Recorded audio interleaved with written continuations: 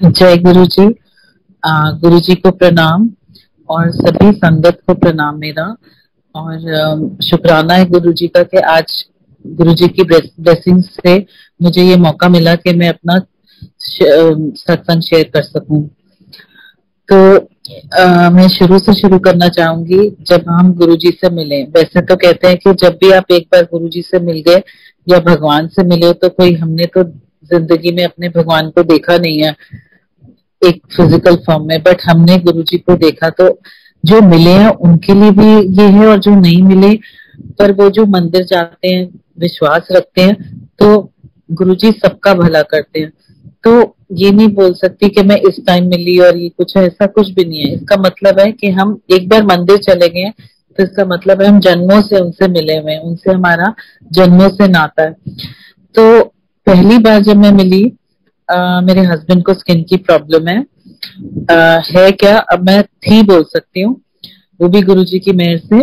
ऋषि को स्किन की सोरियासिस की प्रॉब्लम थी और काफी ज्यादा थी, और इतनी ज्यादा थी कि हाथ से कोई पेन नहीं उठा सकते थे, और हमारा काम भी सारा पढ़ाई का, लिखाई का, फाइलें पढ़ना, ये सब है। और जितनी दवाइयां खा ली, कितनी एंटीबायोटिक, स्टेरॉइड, सब कुछ खा लिए थे। तो थक हार के मेरी फ्रेंड ने बताया कि वैक्सन्स में है, वो बड़ा अच्छा इलाज करते हैं, डॉक्टर बख्शी है वहां पे, डॉक्टर सनी बख्शी हैं। तो उन्होंने दवाई दी, उनसे काफी फर्क मिला। पर एक दिन मैंने उनकी टेबल पे गुरुजी की फोटो देखी, तो मैंने उनसे पूछ लिया कि ये कौन है। तो उन्होंने बोला ये मेरे गुरुजी हैं। क्योंकि अब आपने पूछा तो आप बोलते, तो मैं आज उनका नाम लेके आपको ये दवाई देता हूँ, देखना क्या फर्क होगा। तो वाकई में संगत जी, जब डॉक्टर बख्शी ने उनको वो दी, मेरे हस्बैंड को दवाई दी, तो थोड़ा फर्क हुआ। तो नेक्स्ट टाइम जब हम गए तो उन्होंने कहा कि अब मैं आपको अपने गुरु से मिलवाना चाहता हूँ। तो वो इतने अच्छे इंसान है डॉक्टर बख्शी, और उनकी वाइफ भी सीमा। कोई भी ऐसा नहीं करता, जिसको जहाँ कुछ मिल रहा होता है ना, वो दूसरे को नहीं बताना चाहता कि भाई अच्छा कहीं मेरी ब्लेसिंग ना कम हो जाए, कहीं कुछ ऐसे ना हो जाए, मेरा कुछ वो ना हो जाए। बट उन्होंने इतने दिल खोल के अपने मन से, आई बिलीव, और मुझे मालूम भी है कि वो बहुत सारे संगत को वहां पे लेके गए जो आज गुरु जी की संगत बन गई है, जैसे कि मैं। तो वो हमें लेके गए। तो जैसे ही हम वहां पहुंचे तो हम रास्ते में, मेरे हस्बैंड ने बोला कि तुमने कहाँ फंसा दिया, मैं किसी गुरु गुरु पे नहीं जाना चाहता। जैसे हमारा जो भी हम पढ़ लिख लेते हैं तो हमारे दिमाग में यही होता है कि हमें कुछ, कोई गुरु वो नहीं है, सब सिर्फ भगवान है। और मेरे हस्बैंड एक्चुअली में बिलीव करते थे कि मेरा काम ही मेरा भगवान है, और भगवान ही बस काम है, बस अपने दिल से मन से करो। पर एनीवे, पर जाते वक्त ना हमने सोचा कि चलो, वो लोधी रोड पे साईं बाबा का मंदिर है, तो हम वहां पे मत्था टेकते हुए जाते हैं कि भाई साईं बाबा से प्रार्थना करेंगे कि हमें ना किसी गलत गुरु में और इसमें ना ऐसे वो फंसा दे कि भाई कोई कुछ बोले तो हम वो करें, और ना करें तो हमें मन में वहम आए कि देखा हमने करा नहीं इसलिए ऐसे हो गया वैसे हो गया। तो हम मत्था टेक के गए थे।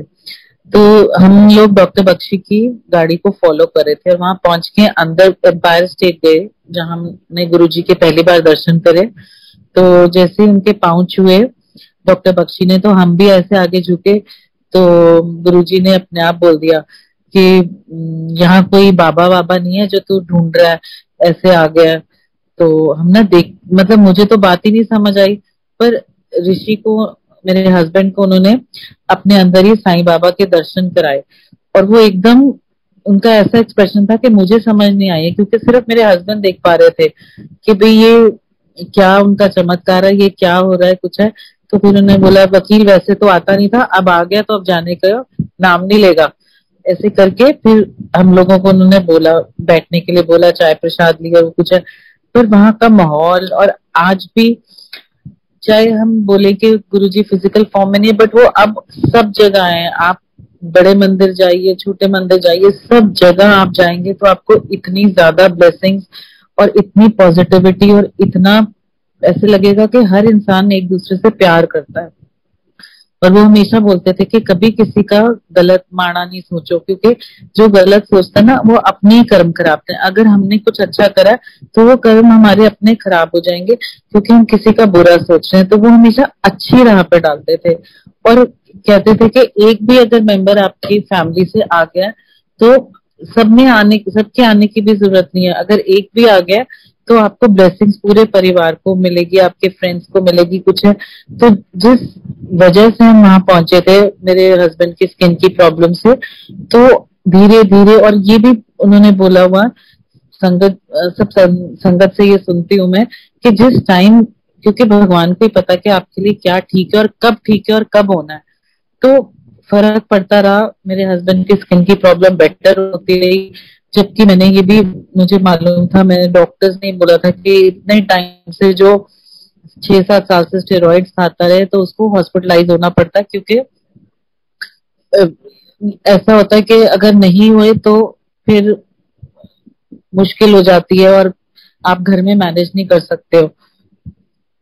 तो फिर हमने यही सोचा कि अब क्या करें फिर, पर गुरुजी का नाम लेके हम दवाई लेते रहे, तो और वो टाइम भी हमारा अच्छे से निकल गया। और आज की डेट में मैं कह सकती हूँ कि मेरे हस्बैंड की स्किन की सोरियासिस जो कहते हैं कि खत्म नहीं होती है, वो ऑलमोस्ट खत्म है। ऑलमोस्ट मीन्स 99% है।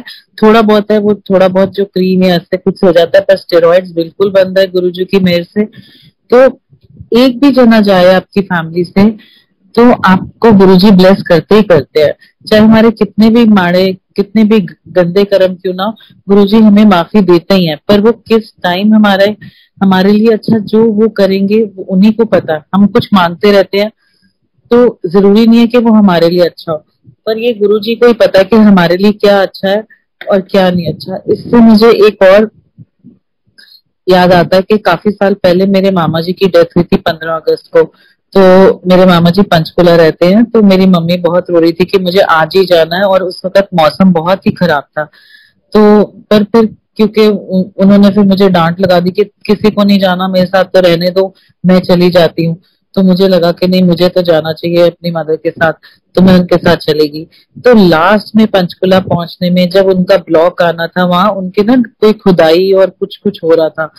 तो मैं, अब जो हमारा ड्राइवर था उसको भी नहीं समझ आ रही थी कि हम राइट टर्न लें तो कहाँ से लें, क्योंकि ऐसे लग रहा था कि बस कीचड़ है और इतनी तेज आपकी गाड़ी की जो आगे वाली स्क्रीन होती है उस पर इतनी तेज बारिश पड़ रही थी कि समझ ही नहीं आ रहा था। ऐसे लग रहा था कि किसी ने चादर, बारिश की चादर लगा दी है।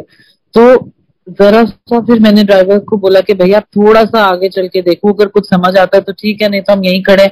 क्योंकि वो कहते कि दीदी हमें कुछ समझ नहीं आ रहा, ये ना हो कि हम कुछ गलत गड्ढे में फंस जाए। तो और रात के 12 बज रहे थे, तो हमें कौन बचाएगा या कौन आएगा हमारी हेल्प के लिए। तो मैंने कहा ठीक है। अभी उन्होंने ये बोला ही था, इतनी देर में एक विंडो पे नॉक हुआ। तो कोई ना लंबे से कद के, बड़ी अजीब सी शक्ल, अंधेरा तो इतना था समझ नहीं आ रही थी, बट हमने अपना मोबाइल का थोड़ा सा कैमरा ऑन करा तो थोड़ा बहुत दिख रहा था कि कोई बड़े ही, मैं कह सकती हूँ थोड़ी अजीब सी शक्ल थी, थोड़ी डर वाली भी शक्ल थी। तो कोई अंकल जी थे। तो मैंने ड्राइवर भैया को बोला, मैंने कहा भैया प्लीज शीशा मत खोलना, दरवाजा मत खोलना इनके लिए। अब पता नहीं है इस वक्त कौन है, और अनजान शहर है, हम दिल्ली में रहते हैं, हम पंचकुला आए हुए, जाने ना जाने। तो मेरी मम्मी ने बोला नहीं नहीं देखो पूछो कौन है, हम यहाँ थोड़ा ना बैठे रहेंगे, यहाँ थोड़ा ना खड़े रहेंगे सारी रात, ये कुछ है। तो मैंने अपनी मम्मी को भी डांटा के मैंने कहा आप क्या बोल रहे हो मम्मी, किसी को थोड़ा ना ऐसे हम खोल देंगे दरवाजा। और तो फिर ड्राइवर भैया ने कहा चलो पूछ लेते हैं, रास्ता पूछते हैं कि भी क्या। तो उन्होंने ना बोलते बोलते साथ में खिड़की भी नीचे कर दी। तो उन्होंने बोला कि आप कहाँ जा रहे हो। तो मैंने थोड़ा डरे हुए और थोड़ा जोर से बोला कि, मैंने कहा ये कौन है, हमसे क्यों पूछ रहे हैं हमने कहाँ जाना है। तो मैंने उनको बोला कि आपको कहाँ जाना है, आप क्यों हमसे पूछ रहे हो।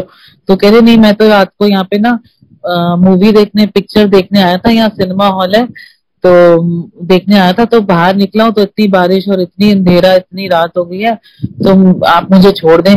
तो मैंने कहा हमें खुद ही नहीं पता, ऐसे कुछ बोला।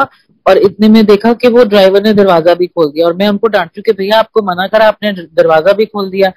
तो मेरी फिर ना वो बैठ के मैंने उनसे, सबसे पहला मेरा ये, क्योंकि इंसान के मन में तो शक आता ही है, तो मैंने उनको थोड़ा गुस्से में बोला, मैंने कहा आपकी फैमिली आपको रात को, इतनी रात को इतने गंदे मौसम में अकेले भेज देती है पिक्चर देखने के लिए, और आपकी एज मतलब जो मुझे उनकी थोड़ी बहुत शक्ल नजर आई थी तो ही मस्ट बी अराउंड 60-70 या थोड़े ज्यादा ही होंगे। तो ने कहा हाँ बस मैं तो अकेला ही आ जाता हूँ, मैं अकेला ही घूमता हूँ। मैंने कहा, मैं चुप हो गई और मैं अंदर से बहुत डरी हुई थी कि अब कुछ गलत, अब कुछ गलत। तो एकदम सोच ही रही थी, तो 2 मिनट भी नहीं हुए होंगे शायद, तो उसके बाद उन्होंने बोला कि अपना गाड़ी यहीं रोक दो। तब तो हम मेरे तो पसीने छूट गए थे एक्चुअली में। पता नहीं, मैंने मम्मी से पूछने की हिम्मत भी नहीं करी कि अब क्या करें। तो उन्होंने बोला कि ऐसा है कि अभी बस यहाँ से 5 गिनो और राइट मुड़ जाना, राइट मुड़ के 10 गिनना, फिर से राइट मुड़ जाना, बीच में गाड़ी नहीं रोकनी, और मैं यहाँ उतर जाता हूँ, मेरा घर सामने ही है। तो एकदम अजीब सा लगा कि अभी तो हम ठीक चल रहे थे, ये भी ठीक था, अब लगा कि भाई वो इंसान क्यों उतर रहा है। पर खैर उन्होंने वो जैसे उतरे और मैंने ऐसे टर्न करा उनकी तरफ देखा, तो इतनी बारिश थी या अंधेरा था मुझे तो वो नजर नहीं आए। तो उसके बाद वो ड्राइवर ने बिल्कुल वैसे ही करा कि 5 गिना, 1 2 3 ऐसे करके 5 गिना और राइट मुड़ गए। और फिर उसके बाद थोड़ा सा उबड़ खाबड़ सी वो थी कुछ, तो उसके बाद 10 गिना, फिर उसके बाद फिर राइट मुड़ गए। तो राइट मुड़ते ही ना थोड़ी रोशनी थी, तो मैंने राइट टर्न करके देखा नीचे, तो इतना तेज संगत, इतना डीप एक्सकवेशन थी, इतना डीप वो था कि वहां पे फ्लाईओवर बन रहा था, जो हमें तो नहीं पता था क्योंकि हम तो दिल्ली से आए थे। तो वो इतनी डीप वो थी कि देख के ही ऐसे घबराहट हो रही थी कि ये पता नहीं, जैसे कहते हैं प्रलय आ जाती है, कुछ होता है तो इस तरह से कुछ होता है, समझ ही नहीं आ रही थी कि हमारे मम्मी का भी, मेरा भी और ड्राइवर भैया भी 1 मिनट के लिए तो चुप हो गए डर के मारे कि हमारे मुंह से आवाज ही नहीं निकल रही थी कि हमने करा क्या। अच्छा, एकदम उसी वक्त हमारे फोन के सिग्नल भी आ गए। तो मैंने अपने मामा जी के घर, जिनकी डेथ हुई थी, उनके बेटे को फोन लगाया। तो उन्होंने कहा कि हमने, और थोड़ा सा आगे गए, एक लैंप पोस्ट दिख रहा था, उसके नीचे खड़े होकर हमने उनको बोला कि हम यहाँ पे हैं। तो उन्होंने कहा बिल्कुल ठीक आ गए हो, बिल्कुल 2 कदम और आगे हो तो हमारा घर है।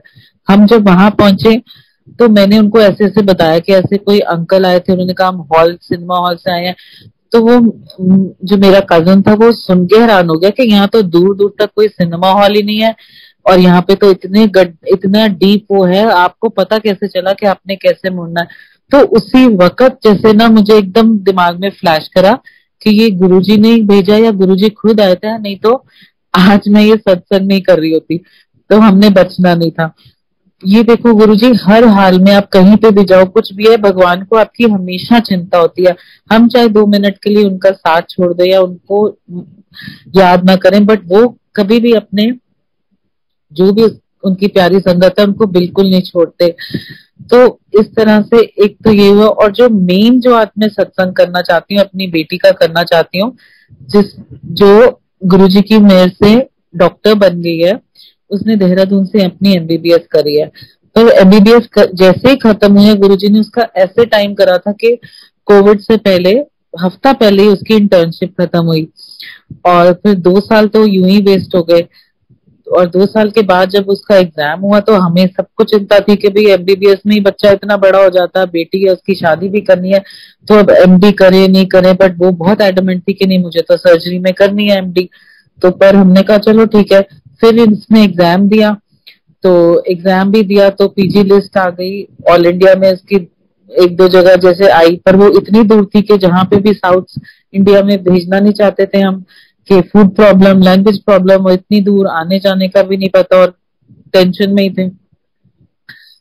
फिर मैंने ये भी एक बार सुना था सत्संग में ही कि गुरुजी ना कुछ जैसे उनको पता है कि इस टाइम आपको कुछ जो भी आपका काम करना है, आपके लिए अच्छा करना है, आपको ब्लेस करना है, तो उसके लिए भी उनका टाइम होता है। उससे पहले वो आपको घुमाते रहते हैं कुछ कुछ में।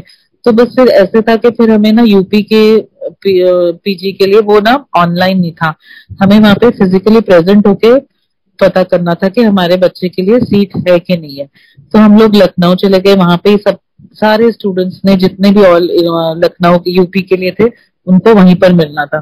तो इसी 27 की बात है, 27 अप्रैल की बात है कि हम वहां पे गए।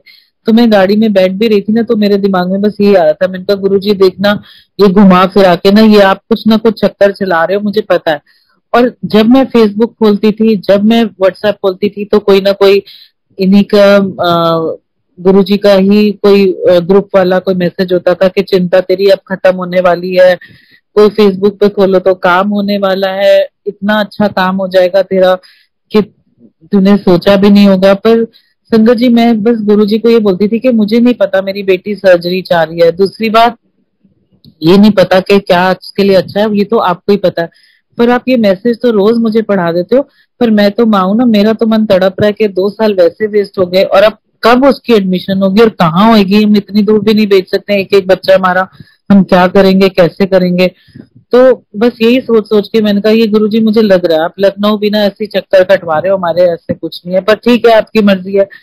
तो बस हम वहाँ 3 दिन में तीसरे दिन हम वहां पे मेरी बेटी के लिए वो सर्जरी की सीट भी आ गई मुरादाबाद पर, क्योंकि मुरादाबाद ऐसे था कि हम फिर वो यही परेशान थे कि वहां इतनी गुंडागर्दी है और सेफ नहीं है, बेटी के लिए कैसे छोड़े। बस मैंने लास्ट में अपनी बेटी को यही बोला, मैंने कहा तू गुरुजी का नाम लेना और जो तेरे मन में है, अगर तेरे मन में है, अगर गुरुजी चाहते हैं कि तू मुरादाबाद में ही सर्जरी की सीट ले, 2 सीट्स थी वहां पे उसको मिली, तो अगर तेरे को लगे कि तेरे को ठीक है गुरुजी जो पहली बार तेरे दिमाग में डाले तो तू वो कर लेना। तो बस 2 मिनट बाद ही कहती कि नहीं लेनी मुझे, और हम वहां पे खड़े हो गए। हम सुबह 9 बजे के वहां पहुंचे हुए, जो काउंसलिंग चल रही थी, रात के 9:15 बज गए, पूरे 12 घंटे। और वो 9:15 बजे कहती कि मुझे मम्मी यहाँ से नहीं करनी है, मुरादाबाद में सीट नहीं लेनी है। तो मेरे मुंह से सिर्फ जय गुरु जी निकला, और मैंने कहा ठीक है ये इसमें भी कोई इसकी भलाई है, जो गुरु जी कर रहे हैं वो अच्छा ही कर रहे हैं। फिर हम उठ के हमने सुबह 4 बजे की अपनी ट्रेन थी वो लेके दिल्ली आ गए, हम 2 बजे पहुंचे। और उसके बाद हम तीनों का मूड बहुत खराब था कि भाई अब क्या, इधर भी नहीं, ऑल इंडिया वाली भी नहीं, और आफ्टर ऑल कहीं तो कोई सीट होए ना, कि कुछ बुरी से बुरी भी हो जाए, अब तो हम ये भी तैयार थे। और मैं अपने हस्बैंड को ये बोलती, मैंने कहा अच्छा ये जो इतने मैसेज आते हैं बेशक डोनेशन वाले, तो कुछ भी होएगा तो हम कोशिश करके डोनेशन दे लें, ये कर लें वो कर लें, तो कम से कम इसका ना साल अब और ना वेस्ट हो। और फिर उस बच्चे का बिल्कुल दिल टूटा हुआ है, हम यही बात सोच रहे थे। और हमने उस दिन जल्दी भी खाना खा लिया, 7:45 खाना खा लिया, और 8 बजे फिर मेरी बेटी आ गई हमारे रूम में कि मेरी सीट आ गई है। तो मेरे तो आंसू ही नहीं रुक रहे थे कि मैंने कहा अच्छा कहाँ पे, और जिस कॉलेज में वो चाहती थी और जो सर्जरी चाहती थी, गुरुजी ने उसको इतनी अच्छी ईएनटी सर्जरी की वहीं, जिस कॉलेज में जिसका बहुत नाम है, जो कि जैसे हम कहें कि दिल्ली में विलिंगटन का कॉलेज है, विलिंगटन हॉस्पिटल है, वैसा हॉस्पिटल और कॉलेज अटैच्ड है। और मैं ये सोच रही थी कि ये हुआ कैसे, मुझे समझ नहीं आई। तो मुझे एकदम फेसबुक का वो मैसेज ध्यान आया, जैसे ही मैं फेसबुक खोलती थी रोज यही आता था कि तूने ऐसा सोचा भी नहीं होगा। और अब संगत जी मैं आपको बता नहीं सकती इस वक्त कि मेरे कैसे रोंगटे भी खड़े हो रहे हैं कि उसमें गवर्नमेंट की सीट आ गई उसकी उत्तराखंड में, और गवर्नमेंट की सीट एमडी के लिए। तो ऐसे है कि जैसे बस गुरुजी ने अपने हाथ से प्रसाद दिया हो मेरी बेटी को। और मैंने उसी 5 मिनट में टैक्सी मंगवाई और हम दोनों गुरुजी के मंदिर गए। हमने शुक्राना करना था गुरुजी को कि हमारी इतनी अच्छी सीट मिल गई, और हम अगले दिन ही सुबह निकल पड़े देहरादून के लिए। तो वहां पे भी गए, तो वहां पे हमारा सारे काम ऐसे हो रहे थे कि जैसे हमें कुछ भी मतलब कोई तकलीफ ही ना हो, कुछ हुई ना हो, बस इतनी ज्यादा खुशी और रोना नहीं बंद हो रहा था। हम लोग बाई एयर गए, वहां पे भी फ्लाइट में भी कुछ कुछ प्रॉब्लम्स हो रही थी क्योंकि हम लेट हो गए, ऑफ बोर्ड हो गए, पर वो गुरुजी का बस नाम लिया और वो सारे काम अपने आप होते गए कि बस संगत जी सिर्फ और सिर्फ विश्वास रखना है। तो एक बार फिर गुरुजी ने, ये नहीं मैं बोलूंगी कि वो मैं कौन होती हूँ कि भाई मैं वो प्रूव कर रहे हैं मुझे या कुछ है, मैं तो कुछ भी नहीं हूँ, वो तो भगवान है। बट फिर एक बार वो हो जाता है। तो बस आप सबसे यही मेरी प्रार्थना है कि आप अपना पूरे विश्वास से, पूरे दिल से बिल्कुल छोड़ दो सब कुछ, सारे अपने दुख तकलीफ, सिर्फ गुरुजी से बात करो, गुरुजी के मंदिर जाके उनसे बात करो, दिल से बात करो, और देखना वो कितनी जल्दी और कितना अच्छा आपके लिए सारा कुछ सोचते हैं, आपका भविष्य बनाएंगे, आपका सारा वो करेंगे। और एक और मुझे सत्संग इसी बात से याद आ रहा है कि एक बार मेरे छोटे ब्रदर का एक ही डॉटर है, जैसे मेरी एक डॉटर है, तो वो ट्राई कर रहे थे कि भी सेकंड बेबी हो जाए, 10-11 साल हो गए। तो मैंने एक दिन अपने घर पे सत्संग रखा गुरुजी का। तो मेरी भाभी ने मुझे ये बाद में खैर बताया कि जब मैं आई थी ना, तो मैंने तब, वो तो इतना मानती नहीं थी, वो कहती थी कि ठीक है, बस मैंने ऐसे ही बोला कि गुरुजी अगर देना है तो प्रसाद दो ना मुझे बेटे का। तो और विद इन 1 मंथ उसने हमें गुड न्यूज सुना दी। तो देखो जब गुरुजी ने देना होता है, कैसे देना होता है, ये कोई नहीं बता सकता, बट सिर्फ और सिर्फ एक भरोसा और गुरुजी का बस नाम लेके आप चलते जाइए, तो आप देखिए कि आपके कितने आराम से और सारी मतलब जो भी परेशानियां सब दूर होती जाएंगी। और एक भी चला जाए, मैं तो कहूंगी, क्योंकि काफी टाइम से ऐसे ही होता है कि भाई आपके हस्बैंड बिजी होते हैं, आप नहीं जा सकते हैं, तो आप चले जाएं, कोई भी बस अपना मन बस जोड़े रखिए हर वक्त नहीं तो गुरु जी का मंत्र जाप करते रहिए, कुछ आप खुद देखेंगे कि आपकी जिंदगी में कितनी तब्दीली आ रही है। और भी बहुत से सत्संग है, इस वक्त तो खैर मुझे अब ऐसे एकदम याद नहीं आ रहा। अंकल जी, आई थिंक मैं यहाँ पे अपना ये खत्म करना चाहूंगी और गुरु जी से प्रार्थना करना चाहूंगी कि आज के लिए शुक्राना और हर चीज के लिए शुक्राना, और गुरु जी से ये प्रार्थना है कि सभी को अपना आशीर्वाद दीजिए, सभी को सही राह दिखाइए और बस सबको ब्लेस कर दीजिए, सबके लिए खुशियां भर दो बस जिंदगी में। जय गुरु जी।